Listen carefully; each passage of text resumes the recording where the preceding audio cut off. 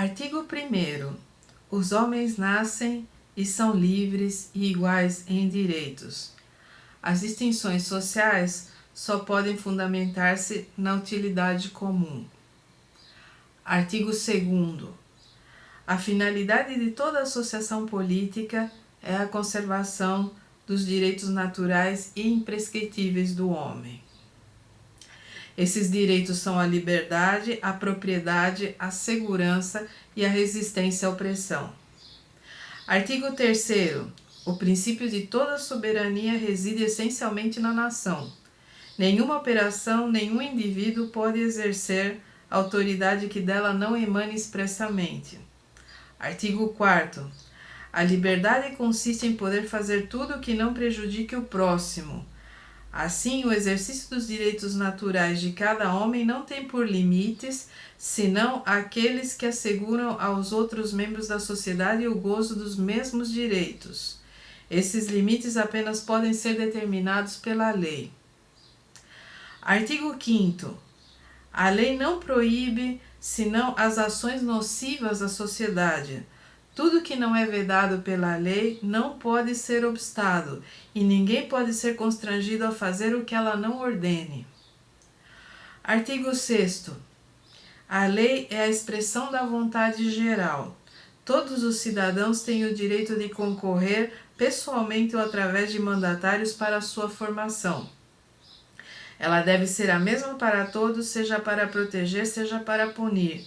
Todos os cidadãos são iguais a seus olhos e igualmente admissíveis a todas as dignidades, lugares e empregos públicos, segundo a sua capacidade e sem outra distinção que não seja a das suas virtudes e dos seus talentos. Artigo 7º. Ninguém pode ser acusado ou detido senão nos casos determinados pela lei e de acordo com as formas por esta prescritas. Os que solicitam, expedem ou mandam executar ordens arbitrárias devem ser punidos, mas qualquer cidadão convocado em virtude da lei deve obedecer imediatamente, caso contrário, torna-se culpado de resistência. Artigo 8º. A lei apenas deve estabelecer penas estritas e evidentemente necessárias, e ninguém pode ser punido senão por força de uma lei estabelecida e promulgada antes do delito e legalmente aplicada. Artigo 9º. Todo acusado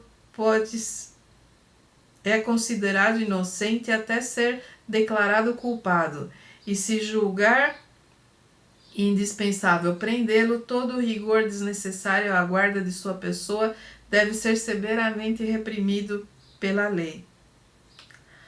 Artigo 10º. Ninguém pode ser molestado por suas opiniões, incluindo opiniões religiosas, desde que sua manifestação não perturbe a ordem pública estabelecida pela lei.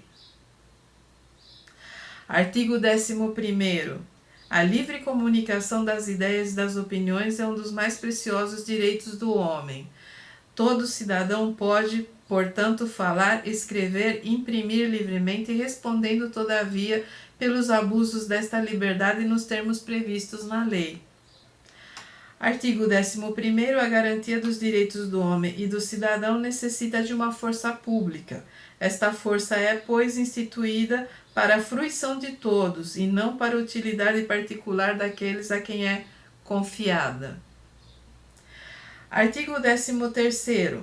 Para a manutenção da força pública e para as despesas de administração é indispensável uma contribuição comum que deve ser dividida entre os cidadãos de acordo com as suas possibilidades. Artigo 14º. Todos os cidadãos têm direito de verificar por si ou pelos seus representantes da necessidade da contribuição pública, de consenti-la livremente, de observar o seu emprego e de lhe fixar a repartição, a coleta, a cobrança e a duração. Artigo 15º. A sociedade tem o direito de pedir contas a todo agente público pela sua administração. Artigo 16º. A sociedade em que não esteja assegurada a garantia dos direitos nem estabelecida a separação dos poderes não tem Constituição. Artigo 17º. Como a propriedade é um direito inviolável e sagrado, ninguém dela pode ser privado, a não ser quanto a necessidade pública legalmente comprovada o exigir, e sob a condição de justa e prévia indenização. França, 26 de agosto de 1789. Esta é a Declaração de Direitos do Homem e do Cidadão, um dos marcos da Revolução Francesa. E eu sou a Ana. Vocês devem se lembrar de mim do Cantinho da História. Estou iniciando esse projeto novo que se chama Ponderações e que é mais informal. Aqui não vai haver dicas de historiografia nem de bibliografia, é mais para que a gente pondere sobre eventos históricos e suas repercussões na atualidade. E eu escolhi o primeiro programa, o legado do Iluminismo, o legado político do Iluminismo. Porque não dá para pensar a Revolução Francesa sem o Iluminismo. Nessa declaração você encontra o eco, né, de Montesquieu, Rousseau, Voltaire, Diderot, D'Alembert e muito mais. É o primeiro momento em que se fala em direitos do homem. É claro que são direitos do homem, gênero masculino, branco, mas é o início. Esse é o embrião de toda a nossa luta por direitos humanos desde o fim do século XVIII até o momento de hoje. E principalmente, não dá para pensar toda a configuração política do século XIX sem pensar a Revolução Francesa. Olha só que interessante. A Revolução Francesa é comemorada no dia 14 de julho, que é o dia da tomada da Bastilha.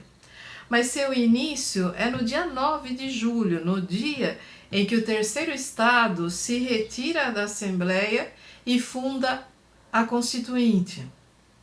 Se você teve um professor de história, desses bem doutrinadores, desses, né, que fazem a cabeça dos alunos, então você deve saber o que eram os 3 estados. O primeiro estado era a aristocracia, o segundo estado o clero e o terceiro estado o povo. E o povo era tudo, desde o mendigo profissional até o burguês comerciante, até o burguês médico, até o burguês causídico. Todos estavam inseridos nesse terceiro estado.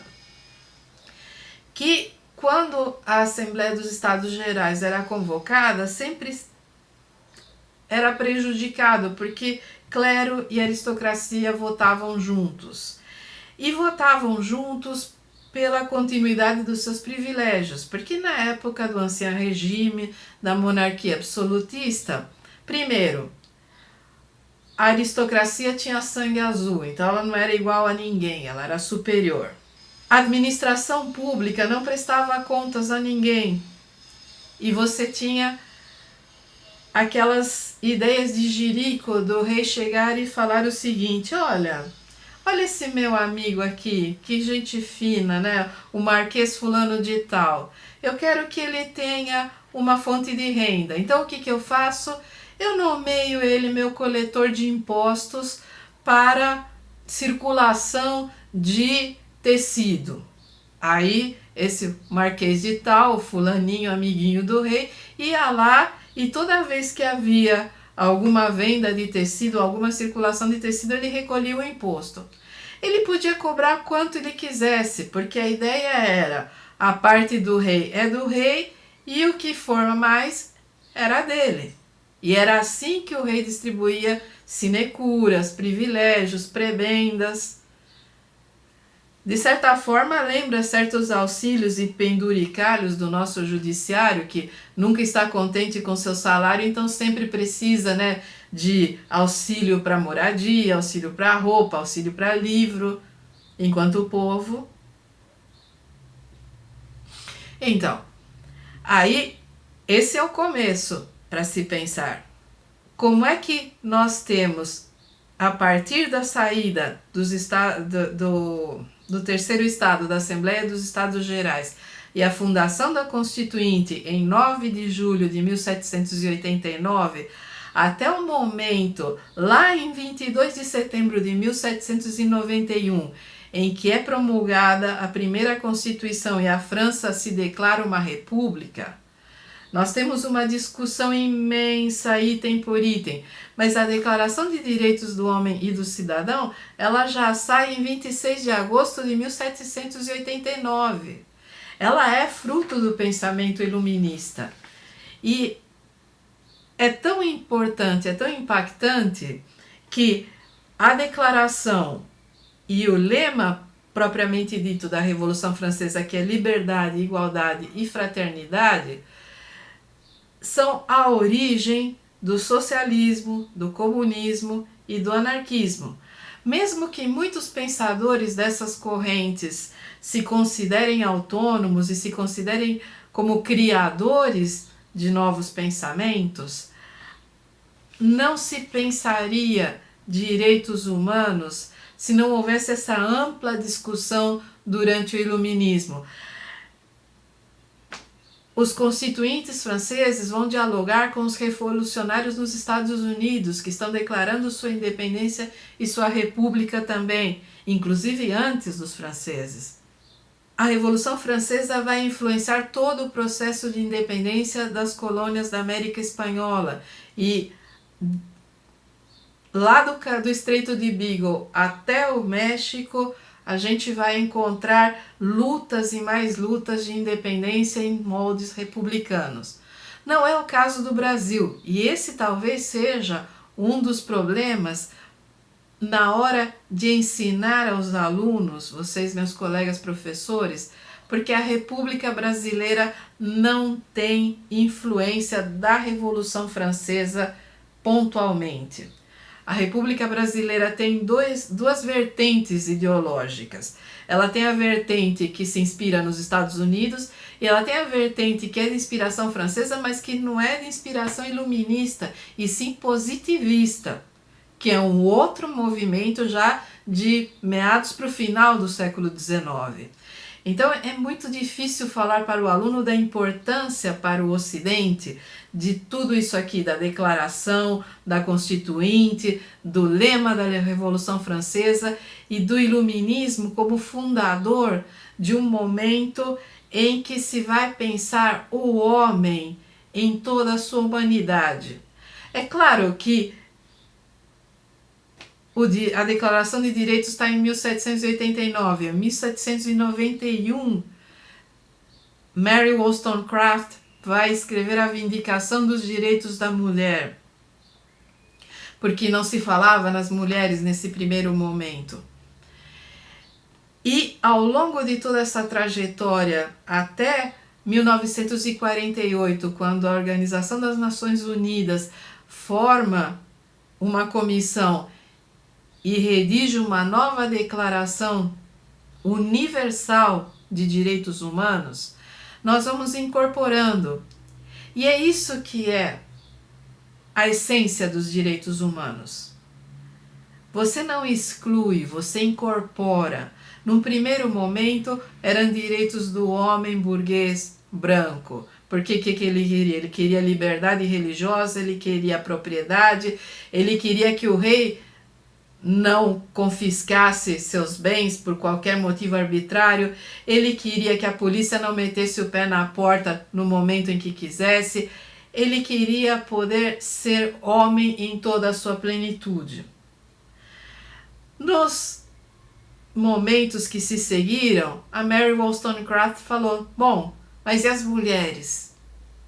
E aí toda uma pauta proto-feminista surge. Mary Wollstonecraft é uma das primeiras, mas ao longo do século XIX, várias outras pensadoras vão colocar sua pauta de direitos da mulher.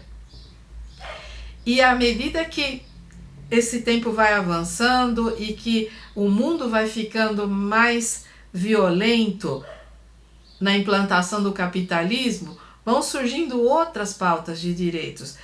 Você começa a pensar nos que não são brancos, nas ex-colônias, nos que não fazem parte desse mundo dito ocidental, europeu, civilizado. De repente, o planeta inteiro pensa em termos de direitos humanos. É claro que os governos nem sempre, é claro que as classes dominantes nunca, e é claro que os clérigos de todas as colorações religiosas jamais.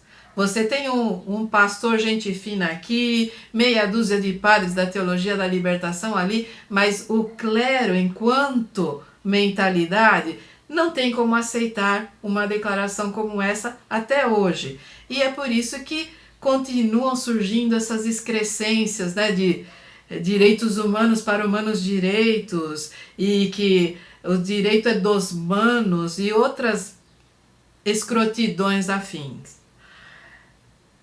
Aí você vai estranhar, não é? Eu não costumo ser tão coloquial assim. Eu vou pedir licença porque vão surgir palavras até chulas na minha fala. Essa é uma fala mais tete a tete, não é uma aula. Então, o que eu quero ponderar com você, e é por isso que meu projeto atual se chama Ponderações, é exatamente isso. É o que significa para nós. Quem somos nós? Qual é o nosso radical? Quando nós defendemos os direitos humanos, nós estamos defendendo a pauta da Revolução Francesa. Quando nós pensamos em ideologias de esquerda, nós estamos radicalizando o lema da Revolução Francesa: liberdade, igualdade e fraternidade. Liberdade de ser respeitando o outro. Igualdade total, igualdade de gênero, igualdade econômica, porque como já disse Bakunin, igualdade política sem igualdade econômica continua sendo opressão.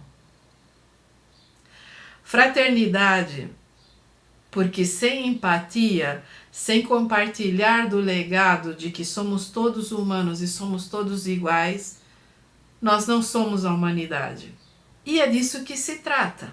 A Revolução Francesa aconteceu, ela se estendeu por um período de tempo bastante complexo, e se você teve um daqueles professores do molde do Escola Sem Partido, certamente você decorou o Diretório, você decorou o Terror, você decorou o 18 Brumário de Napoleão Bonaparte, você decorou quem era Robespierre, quem era Marat, quem era Danton, mas não pensou sobre isso.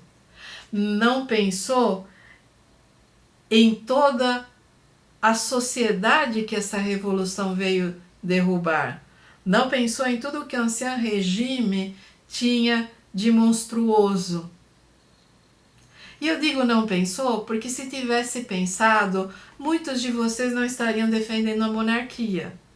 Não estariam babando o ovo para a família real britânica. Não andariam por aí considerando a possibilidade de trazer de volta os Orleans e Bragança, né, que ó, batem toda a madeira possível. Que eu sou uma comunista velha, mas eu defendo os princípios republicanos mais radicais, porque democracia, república podem não ser perfeitos, a gente quer muito mais do que isso, mas ainda são melhores do que muita coisa que anda por aí. E se você teve uma dessas aulas do modelo Escola Sem Partido, você também certamente não consegue fazer a ligação entre legados, porque nós seres humanos não pairamos no vazio, e é disso que a história trata. A historiografia discute como é que nós escrevemos essa história, como é que nós narramos, mas a história é a ciência do homem no tempo, como disse Mark Bloch. E o homem em seu tempo, ele não está suspenso, ele não está sozinho, ele é fruto de um contexto, ele sofre as influências do seu tempo, as influências materiais, filosóficas, culturais, como teria dito Marx. Quando nós pensamos no homem da Revolução Francesa, nós pensamos desde aquele sans-culotte que marchou de Marselha até Paris a pé para se juntar à Revolução, até aquele burguês dono da fábrica de tecidos que tudo o que queria era menos imposto e mais chance de dar palpite na formulação das leis, mas que de repente se viu com uma revolta popular de proporções clamorosas e com gente guilhotinando nobres, guilhotinando padres, guilhotinando burgueses filhos da puta também, por que não? E aí a Revolução Francesa puxou o freio de mão e o que fez? Chamou o milico de plantão e colocou o Napoleão Bonaparte. E por causa do Napoleão Bonaparte e de todo o processo posterior de que vamos expandir a Revolução, vamos libertar a Europa e toda essa... A Revolução acabou derrotada e houve a restauração da monarquia e depois houve a revolta de 48 e depois houve uma nova restauração e a Comuna de Paris e o 18 Brumário de Luiz Bonaparte e a República de Vichy, que era colaboracionista e apoiou os alemães.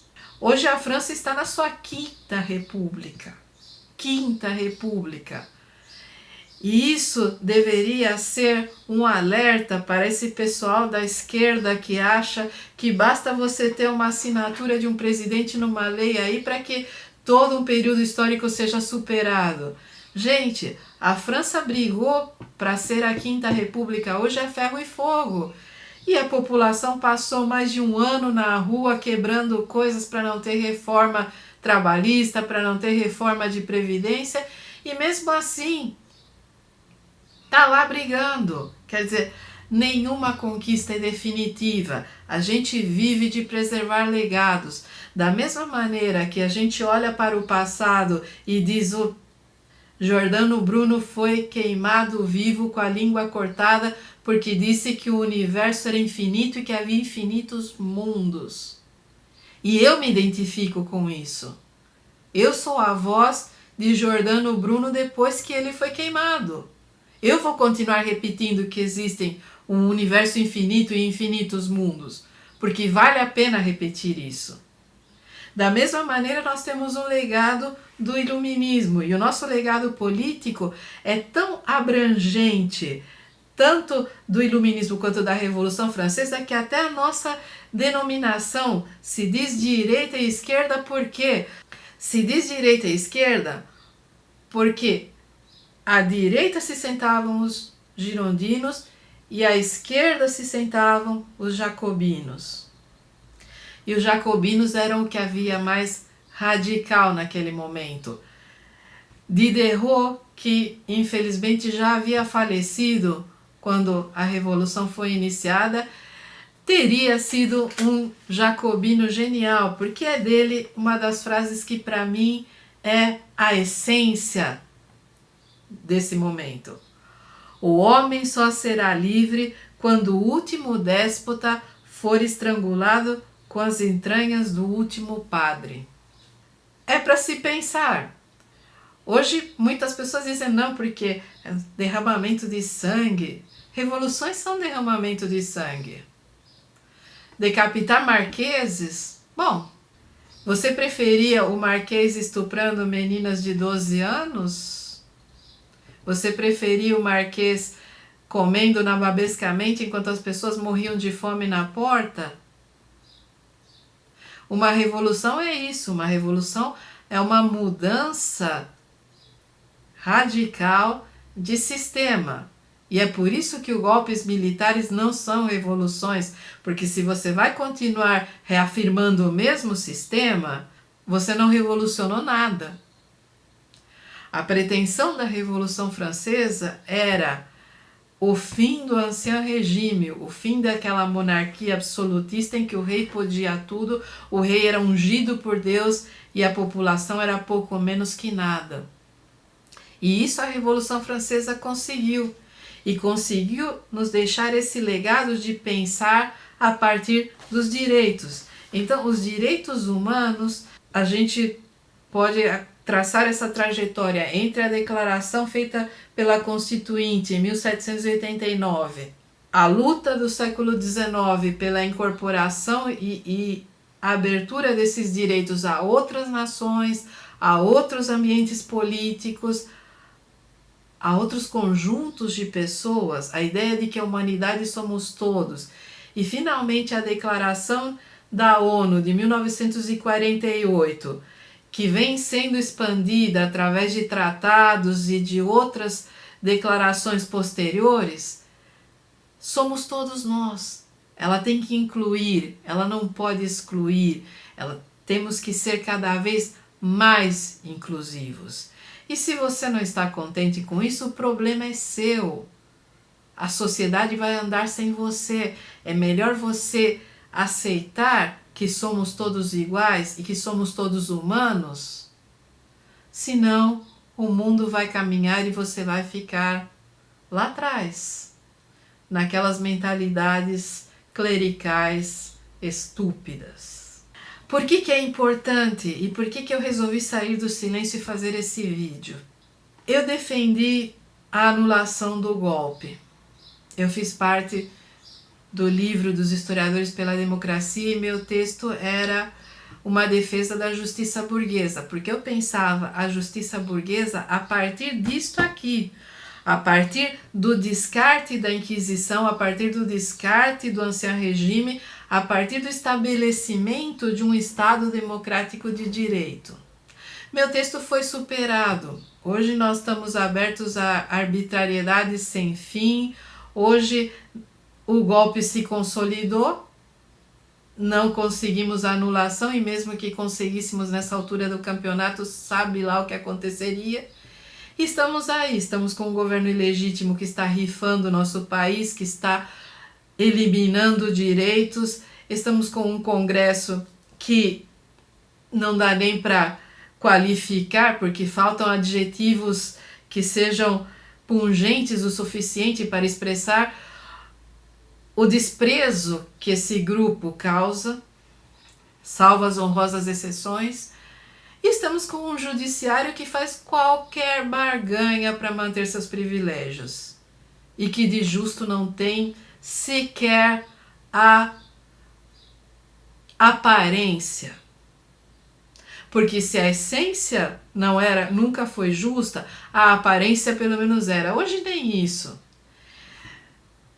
E eu penso às vezes que o Brasil está como o primeiro carro zero que tivemos aqui em casa, que foi roubado, ou melhor, furtado. Foi furtado na porta de casa com 4.000 quilômetros de uso, carro praticamente novo, e foi encontrado menos de uma semana depois totalmente depenado e queimado em uma quebrada.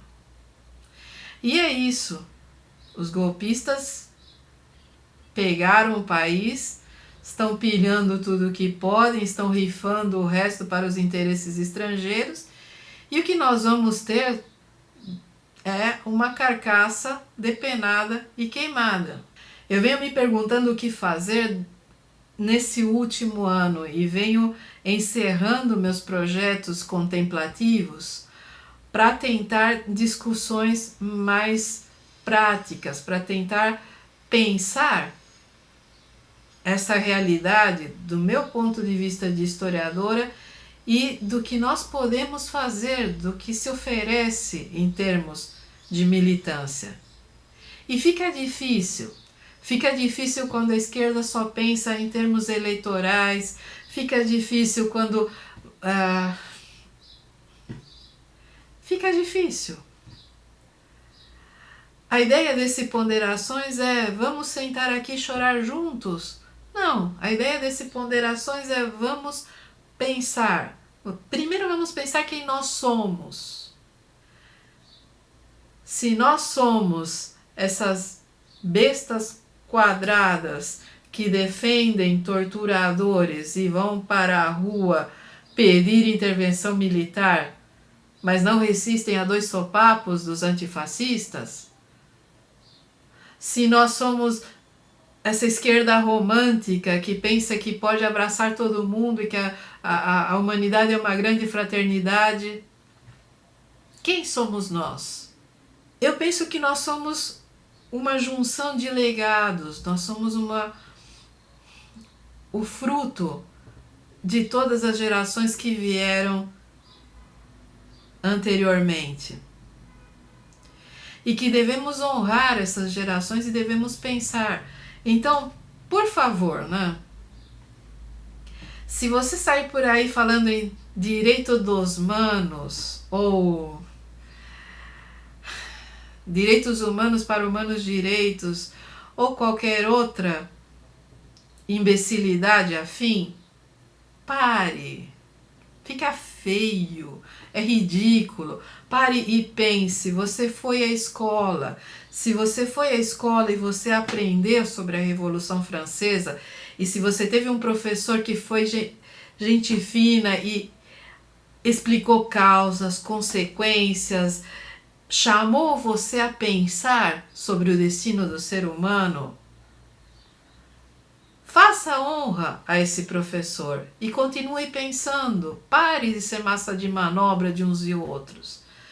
Se você está numa escola em que o Escola Sem Partido venceu e você está sendo vítima da decoreba de almanaque, procure. Há canais por aí com informações. Você tem a tecnologia na ponta do dedo. Não é como na minha época, que se a gente queria fazer uma pesquisa, tinha que ir na biblioteca central da cidade, tinha que pegar ônibus e tinha que copiar a lápis, porque muitas vezes nem máquina de xerox tinha. Eu sou da época em que não existia computador e aprendi muita coisa lendo, aprendi muita coisa pesquisando. Aliás, tudo que eu aprendi foi assim. Você que tem tudo na mão, pare de dar ouvidos a gurus de terceira categoria. Pare de seguir gente que ganha dinheiro com o seu clique, que ganha dinheiro com a sua admiração basbaque.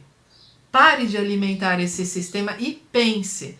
Nesse momento a gente precisa pensar, porque se a gente não pensar e não se juntar, não tem como resgatar o nosso país da ruína iminente. E a ruína iminente está muito mais perto do que vocês pensam. Então, bem-vindos ao Ponderações. Esse primeiro programa é um piloto, né? Eu pretendo corrigir a linguagem, pretendo corrigir uma série de coisas. Desculpem o entorno, estou sequestrando o cantinho da minha filha para poder gravar, porque não tenho mais a chance de gravar no cantinho, o barulho da minha rua está atroz. Mas aqui estamos e vamos ver onde chegamos. Então, abraço, vida longa e próspera.